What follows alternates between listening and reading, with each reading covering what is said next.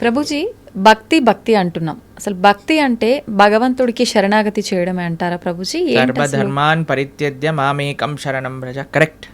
భక్తి అంటే భగవంతుడికి శరణాగతి చేయడం. అసలు శరణాగతి అంటే ఏంటి?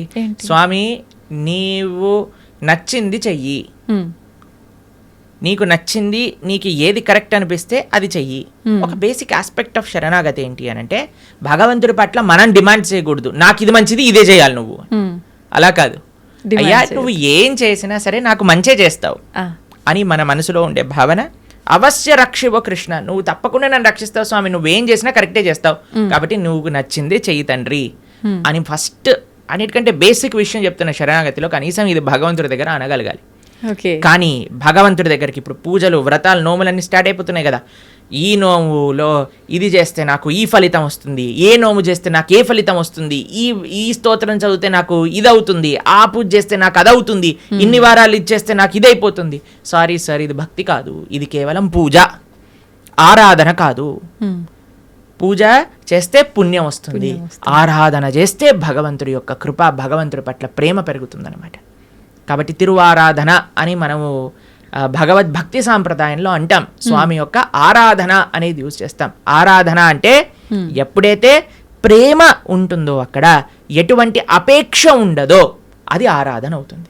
కానీ నాకు ఇది కావాలి అని మనం చేస్తే అది పూజ అవుతుంది, దానివల్ల పుణ్యం మాత్రమే వస్తుంది, భక్తి రాదు. కాబట్టి మీరు అన్నట్టుగా భగవంతుడి యొక్క పూజ చేయటము లేదా భగవంతుడి యొక్క ఆరాధన చేయడం యొక్క అన్నిటికంటే గొప్ప ఫలితం ఏంటి అని అంటే భగవంతుడికి శరణాగతి చేయుట. స్వామి, నేను నీ వాణ్ణి, నీకు చెందినవాణ్ణి, నువ్వు నాకు ఏం చేసినా సరే అది తప్పకుండా కరెక్టే చేస్తావు అని భగవంతుడికి కంప్లీట్ శరణాగతి, శ్రీకృష్ణ భగవానుడికి కంప్లీట్గా శరణాగతి చేయుట, దాన్నే భక్తి అని అంటారు. చాలా కరెక్ట్గా చెప్పారు మీరు. ఆ భావన చాలా శ్రేష్టమైన భావన, అందరూ అలవర్చుకోవాల్సిన భావన. ప్రభుజీ, ఒక జీవి ముక్తి పొందాలి అంటే మీరు చెప్పినట్టుగా భగవంతుడికి శరణాగతి చేస్తే ముక్తి పొందొచ్చు అంటారా? అదే మార్గం. భగవంతుడి దగ్గరికి వెళ్ళడానికి, భగవంతుడి యొక్క సేవ చేయడానికి మార్గమే భక్తి శరణాగతి. ఇంకే మార్గం లేదు. భగవంతుని చేరుకోవడానికి అన్నిటికంటే ఈజియెస్ట్ మార్గం, అన్నిటికంటే బెస్ట్ మార్గం ఏదన్నా ఉంటే అది భక్తియే. ఆ భక్తి తప్ప సమాశ్రితాయై పదపల్లవప్లవం మహత్పదం పుణ్య యశోమురారే భవాంబుదిర్వత్స పదం పరం పదం పదం పదం యద్విపదాం నతేషాం అని అంటారు. సమాశ్రితాయై, సమాశ్రితాయై అంటే శరణాగతి చేయటం. ఎవరైతే భగవంతుడి యొక్క శ్రీచరణాలను ఆశ్రయిస్తారో అటువంటి వాడికి ఏమవుతుందట, ఇంత పెద్ద సంసార సాగరం అంటాం కదండి, సంసార సాగరంలో కొట్టి ముట్టాడుతున్నాం అంటారు కదా, ఆ సంసార సాగరం ఎంత అయిపోతుందట అంటే ఒక గోవు దూడ పాదం ఉంటుంది కదండి, దూడ కానీ బుడదలో పాదం పెట్టింది అనుకోండి, ఇంత చిన్న హోల్ అవుతుంది, దాంట్లో ఎంత నీళ్లు ఉంటాయి? తక్కువగా ఉంటాయి. అన్ని నీళ్ళు అయిపోతుందంటే ఈ సంసార సాగరం మొత్తం ఎవరైతే భగవంతుడికి శరణాగతి చేస్తారు. అంత నీటిని ఎంత సులభంగా దాటొచ్చండి, ఒక పాదం పెడితే సరిపోతుంది, దాటు అంతే. అలా సంసారాన్ని దాటేయచ్చట ఎవరైతే భగవంతుడి యొక్క పాదాలకు శరణాగతి చేస్తారు. కాబట్టి ముక్తి కావాలి, భగవంతుడి దగ్గరికి వెళ్ళి భగవంతుడి యొక్క సేవ చేసుకోవాలి అని అనుకున్న వాళ్ళకి ఏకైక మార్గం ఏమిటి అని అంటే అది భక్తి శరణాగతి మాత్రమే, ఇంకా ఏ మార్గము పని చెయ్యదు. ఓకే ప్రభుజీ, మోక్షం అంటుంటాం, ముక్తి మోక్షం ఒకటేనా? ఇవి రెండు కూడా భగవంతుని చేరుకోవడాన్నే ముక్తి మోక్షం అని అంటారా? ఎస్, ముక్తి మోక్షము అని అంటే చాలా మందికి ఒక మిస్కన్సెప్షన్ ఏముంటుంది అని అంటే భగవంతుల్లోకి వెళ్ళి కలిసిపోవటము అని అనుకుంటారు, ఐక్యం అయిపోవటము అని అంటారు. చాలా మంది ఈ మాట వాడుతూ ఉంటారు అనమాట. ఐక్యం అయిపోవాలి భగవంతుడి లోపల. మనం ఏమి భగవంతుడి లోపల ఐక్యం అవ్వడానికి పుట్టలేదండి. జీవులం అందరూ కూడా జీవేర స్వరూప హోయ్ కృష్ణేర నిత్య దాస్, మనందరం కూడా భగవంతుడి యొక్క సేవ చేయడానికి ఉన్నాం.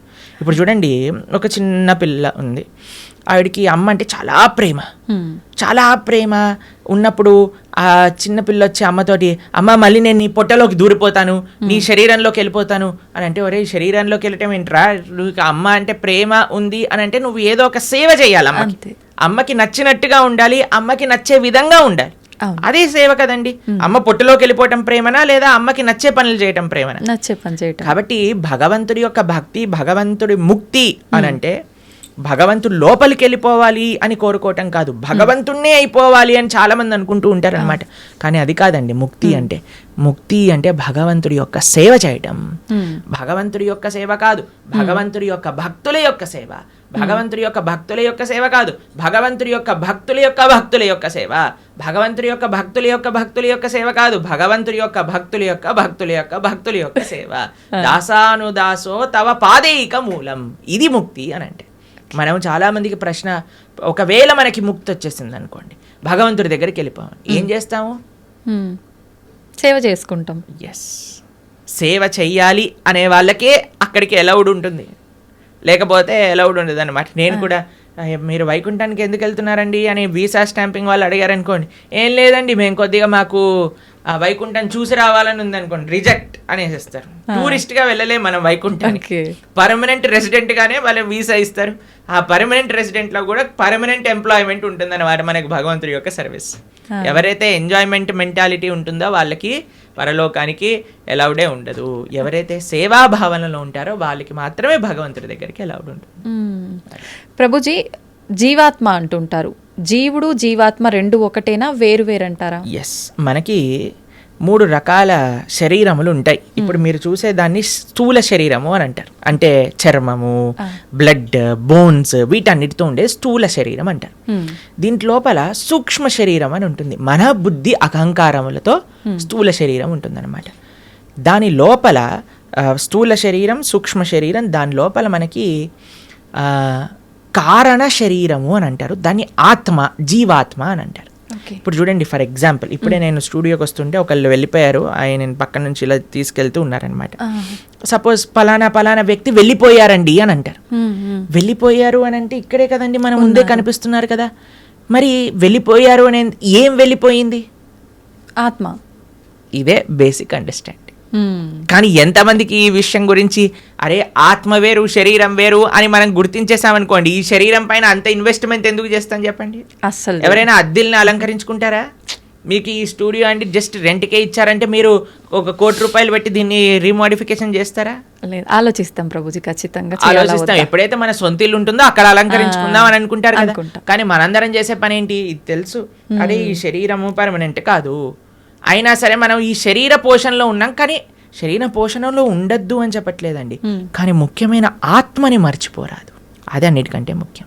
జీవాత్మ మనము అని అంటే, ఇప్పుడు చూడండి, ఇది నా చెయ్యి అంటాం, నా చెయ్యి, నా షర్ట్, నా వాచ్, నా తల, నా కళ్ళు. మరి నువ్వెవరు? నా నా నా నా అంటున్నావు కదా, మరి నువ్వెవరు అని కానీ మనం ప్రశ్న చేసుకుంటే మనకు తెలుస్తుంది, మనం ఈ శరీరం కాదు. శరీరం అయితే మరి ఆ వ్యక్తి అలానే ఉన్నాడు కదా, వెళ్ళిపోయారు అని ఎందుకు అంటున్నారు? జీవులం మనం, మనందరం కూడా ఆత్మ, అదే జీవాత్మ అంటారు. కేవలం ఈ 3 కాదండి, ఇంకొక ఆయన కూడా మన శరీరంలో ఉన్నారు, ఆయన పరమాత్మ. మన హృదయంలో, హృదయ స్థానంలో 2 ఉంటారు వ్యక్తులు, జీవాత్మ, పరమాత్మ, 2. జీవాత్మ ఎప్పుడైతే పరమాత్మను తెలుసుకొని పరమాత్మకు శరణాగతి చేసి పరమాత్మ సేవ చేస్తారో దాన్నే ముక్తి మోక్షము అనేది. కాబట్టి జీవుడు జీవాత్మ 2 ఒకటే. జీవాత్మ ఒకళ్ళు, పరమాత్మ ఒకళ్ళు. పరమాత్మని తెలుసుకోవటమే జీవుడి యొక్క లక్ష్యం.